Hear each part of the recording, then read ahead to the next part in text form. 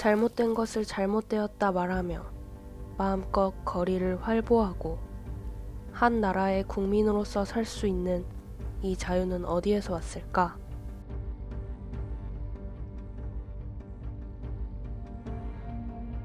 전두환 대통령은 헌법 고수를 선언.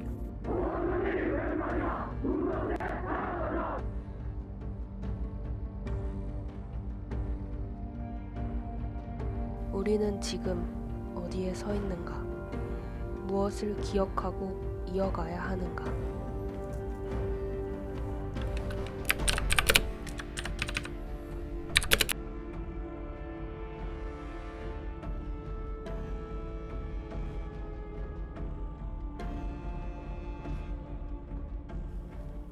매년 돌아오는 6월 10일.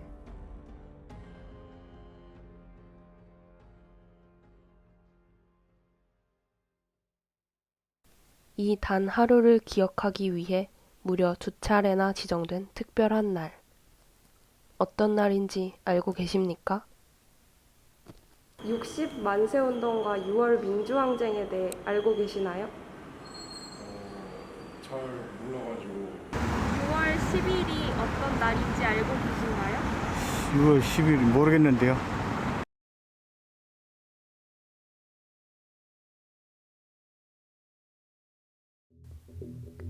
역사의 흐름 속 나는 어디에 서 있는지, 또 어디로 가야 할지.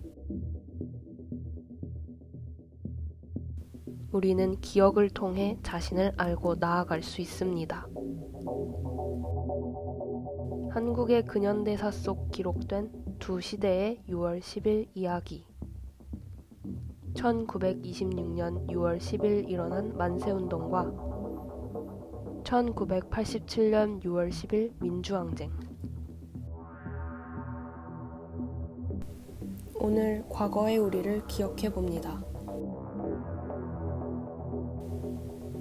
6월 10일에 시작된 첫 번째 기록은 이곳 도남원에서 시작되었습니다. 때는 1926년 4월 26일. 대한제국의 마지막 황제 순종이 승하한 날이었습니다. 조선공산당 사회임시부 권오설. 자국을 위해 독립운동가로 활동하던 그는 순종의 승하를 계기로 만세운동을 벌이기로 결정. 순종의 인산일인 6월 10일을 거사 날짜로 계획했다. 한편 권오설은 사회주의 세력이었지만 독립을 위해서는 이념을 초월해야 한다고 주장했는데 그 결과 천도교 청년동맹, 박래원 등과 연대해 시위를 꾸밀 수 있었다. 이렇게 권오설은 자금 조달, 박래원은 인쇄, 경문 배포 및 지방 연락을 담당하기로 했다. 6월 10일이라는 날짜, 그 장례 날짜가 정해지면서 그날로 맞춰 가지고 한 것은 뭐 그게 상호 다 연관이 되는 건데 이제 조선공산당, 그 다음에 국내적으로는 이제 천도교 그룹이 있어가 또 이제 이걸 어떻게 해야 되느냐 이렇게 고민하고 있었습니다. 이 두 그룹이 이제 힘을 합치게 되는데 권오설 선생이라는 분이 이제 이쪽에 천도교와 접촉을 하게 됩니다. 같이 해보자. 권오설 선생이 이제 박래원 천도교 그런 분들하고 60만시 운동을 모의하게 됩니다. 그러니까 위조 집회 사건이 터졌는데 그걸 수사하던 게 한반도로 넘어오게 됩니다. 그러다 보니까 어느 집에 이제 그 어떤 관련자다 그래가지고 수사를 하다가 그게 이제 천주교 쪽인데 수사하다 보니까 그 집에서 이제 그 경문이 나오게 됩니다. 그러니까 격고문이라는데 격고문이 나오니까 이거 어떻게 된 거냐 이렇게 수사를 하니까 그 결과적으로 이 사람들은 6월 7일 날 다 잡히게 됩니다. 거사를 사흘 앞둔 6월 7일, 숨겨놓은 경문 한 장이 발견되면서 권오설과 박래원 등은 체포되고 만다. 그렇게 60만세운동은 무산될 위기에 처했다. 재판장에서 당당히 독립 의사를 밝힌 학생들. 그들은 누구일까? 과연 어떻게 된 것일까? 3.1운동 후에 서울 시내에는 수많은 모임이 생겨납니다. 1925년 9월에 조선 학생과학연구회 이제 이병립, 이제 지금 여기 이선호 선생, 그러니까 연희 전문 여기 이선호 선생, 중앙고보 이런 분들이 해가지고 하게 됩니다. 통동계라 그래가 하는 그룹이 있는데 그 이제 중앙고보, 그 다음에 그 당시 있던 중동학교 이런 학생들이 중심이 된 해가지고 시위를 한 그게 있습니다. 그리고 사직동계 중의 회원들 대부분이 통동계 분들하고 같은 고등학교 선후배, 그러니까 같은 고등학교 동기고 뭐 이런 식입니다. 서로 이제 하다 보니까 어떤 긴밀한 그거 하에 됐다 이렇게 볼 수가 있습니다. 예. 권오설의 의도대로 이념을 초월한 독립운동이 시작되었다. 3.1 만세운동의 트라우마로 인한 일본의 삼엄한 경비로 결국 권오설과 기성 독립운동가들이 잡혀가게 되었다. 하지만 학생들은 일제의 감시망을 피했고 1926년 6월 10일 순종의 장의 행렬이 단성사 앞을 지날 때 만세를 외치는 목소리가 튀어나왔다. 그는 중앙고등보통학교 이선호 군이었다. 그의 만세 선창 이후 일대는 순식간에 만세를 외치는 사람들로 넘쳐났다.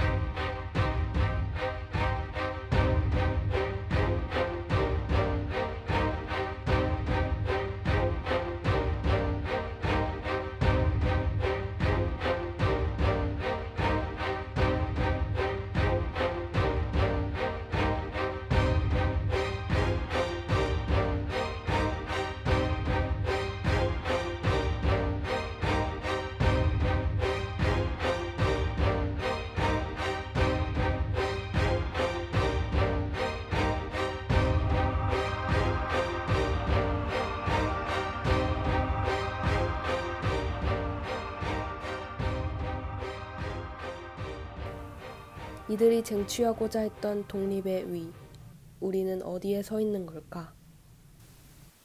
그 많은 희생이 무색하게 방치된 표석이 보인다. 몇 명을 기소해야 될 건가? 이걸 가지고 60몇 명은 이제 그 마지막에 나오는 60몇 명 이렇게 됩니다. 근데 그걸 일본 애들이 고민하는 건 뭐냐 그러면 이게 많이 잡으면 많이 기소하고 붙잡아하게 되면은 이게 시위가 아주 성공적이었고 저 식민 통치가 실패했다는 거니까 결과적으로 11명 기소로 끝나게 됩니다. 그날의 기억은 저 너머로 흐릿해졌다. 그렇게 1926년의 6월 10일은 역사가 되었고 시간은 흘러 1987년 6월 10일 민주주의를 외치는 사람들이 거리 곳곳을 메우고 있었다. 서울을 중심으로 대대적인 민주화 항쟁의 불길이 전국으로 확산. 12.12 사태로 정권을 장악한 전두환 정권. 조촐하면서도 검소하면서 그리고 엄숙한 분위기를 자아내게 해주고 있습니다. 전두환은 제8차 헌법을 개정하며 대통령이 되었다. 민주화의 열망이 싹트고 있을 무렵 의문의 죽음이 알려지게 된다. 1987년 1월 13일 남영동 대공분실에 박종철 군이 연행되었다. 하루 뒤인 1월 14일 박종철 군은 조사를 받던 도중 잔인한 고문으로 사망하게 되었다. 해당 사실이 의사의 증언에 의해 알려지게 되자 정부는 고문 사실 은폐를 시도했고 그때 그거는 뉴스를 통해서 접하게 됐죠. 공분을 하고 있을 때였습니다. 이어야 합의를 통해 좋은 헌법이 마련되기를 희망해오던 전두환 대통령은 4월 13일 특별 담화를 통해 이제 합의 개원에 전망한 절망적이고 더 이상 기다릴 시간적 여유도 없게 됐다고 지적하고 다음과 같이 말했습니다. 이제 본인은 임기 중 개헌이 불가능하다고 판단하고 설상가상 4.13 호원 조치가 발표되어 상황은 악화되었다. 그러던 5월 18일 천주교 정의구현 사제단이 박종철 고문 치사 사건이 은폐, 축소 조작되었다는 사실을 밝혀냈다. 이를 계기로 사람들은 거리로 나왔고 6월 10일 고문 살인 은폐 규탄 및 호헌 철폐 국민대회가 계획되었다. 그러나 60 규탄 대회를 위한 실천 총궐기에서 연세대 학생 이한열이 최루탄에 의해 의식을 잃게 되었고 이는 시위의 도화선이 되었다. 그 당시의 그 직장인들이 그 유신과 오공하에서 대학을 마친 분들입니다. 뭐 수탁이가 끌려가서 고문을 받은 사람들도 있고, 뭐 이제 징역을 살다 온 사람들도 있는데 그런 사람들이 이제 학생들이 이제 시내에서 그때 가두 시위를 하면서 직장인들이 박수를 보내기를 시작하죠. 처음에는. 그러다가 점차 시위 대열에 동참을 하게 됩니다. 같이 나중에 스크럼을 짜기도 하고. 시위 당일 잠실체육관에서는 민주정의당 전당대회가 개최되고 있었고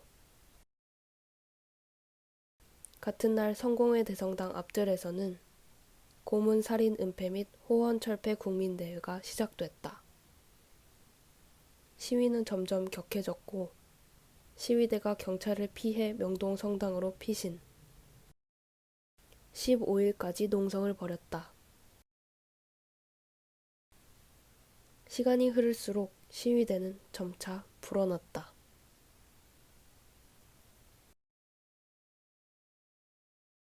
그때 이제 학생들이 그 6월 한 14일경인가 15일경 명동 성당에서 철수를 합니다. 철수를 할 때 이제 이 명동 지역의 직장인들은 학생들이 철수하면 안 되는데 시위의 중심이 명동 성당인데 시민들이 명동 성당을 향해서 모이고 있는데 저기 철수하면 안 된다. 저 공백을 우리가 메꾸자 해가지고 그때 직장인들이 퇴근하고 대거 학생들이 빈 그 명동 성당에 집결을 하게 됩니다. 그래서 그 명동 성당 시위가 학생들은 떠났지만 일부 잔류 학생들과 이 직장인들이 밤새 농성을 하면서 그 불씨가 이어집니다. 선생님이 그중 한 분이셨던 건가요? 그렇죠.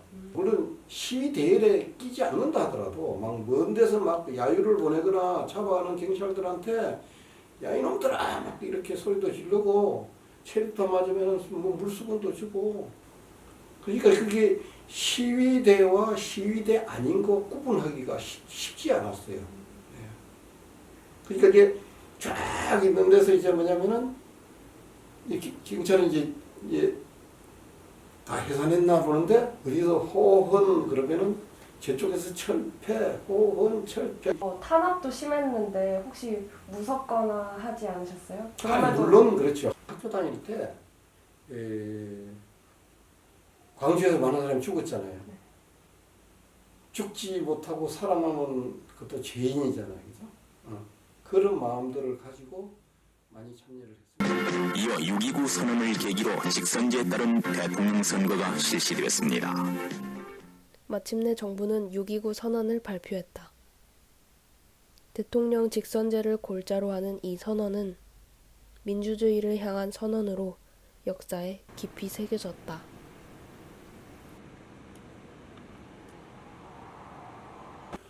그때만 하더라도 6.29가 그렇게 쉽게 오질 거라는 생각을 안 했어요. 왜냐하면 그때만 하더라도 전두환 정권이 계속될 거다. 응? 그런 생각을 했습니다. 그리고 60한 시위가 사그러들면은 그동안 뛰었던 사람들을 갖다 다시 잡아가요. 응? 그래서 아마 언제 어떻게 뒤통수를 치고 올지 모른다. 그런 각오를 하고 있었습니다. 또 다른 역사로 기록된 1987년의 6월 10일. 2021년에 우리는 잘 기억하고 있는 걸까요? 발급 효과가 뭐냐 그러면 1919년 3.1운동 외에는 서울 쪽에서만 그런 게 있었는데 그 지방 확산되는 거죠. 그래가지고 광주 쪽 같은 게 성진회 같은 게 생겨가지고 있다가 이제 광주 학생으로 연결이 되는 거죠. 29년. 그런 의미가 있고 국내적 또 하나 의미는 좌우의 어떤 이념이 아니라 그 그게 뭉쳐 독립이라는 이게 민족 절대 그 과제 앞에서 힘을 합치는 그런 그거였거든요. 그래서 거기서 탄생하는 것이 이제 그 신간호여야 됩니다. 우선 자료가 많은데도 불구하고 자료가 없습니다. 일본 이제 경찰이라든가 일본 검찰의 자료이기 때문에 또 우리 이제 국내 신문들이기 때문에 그 자료들이기 때문에 얼마나 진실을 전하고 있는지는 알 수가 없지만은 심지어 그것도 그러니까 번역도 제대로 안 돼 있고 자료가 어딘지도 모르고 하여튼 그런 식으로 지금 방치가 되어 있는 거죠. 민주주의를 이제 쟁취하는 것도 중요하지만 그걸 지키는 것도 중요한데 제가 느끼면 그래요. 민주주의를 쟁취는 해놓고 다들 밑거름이 돼서 이걸 지키려는 노력보다 민주주의의 그 성과를 갖다가 열매를 갖다가 뭐 확보하려는 쪽만 있는 거 아닌가. 민주주의 우리 젊은 층이 특히 젊은 층이 민주주의를 지키는 노력을 참 피나게 해야 된다. 다시 피를 흘리지 않기 위해서는 민주주의를 지키는 노력을 정말 목숨 걸고 해야 되는데 그런 게 좀 아쉽습니다. 이 단 하루를 기억하기 위해 무려 2차례나 지정된 특별한 날 6월 10일 1년에 단 한 번을 기념하는 날이지만 우리는 언제나 가슴속에서 이 메아리를 들을 수 있어야 합니다. 2021년의 오늘 두 메아리를 사라지지 않도록 기억해봅니다.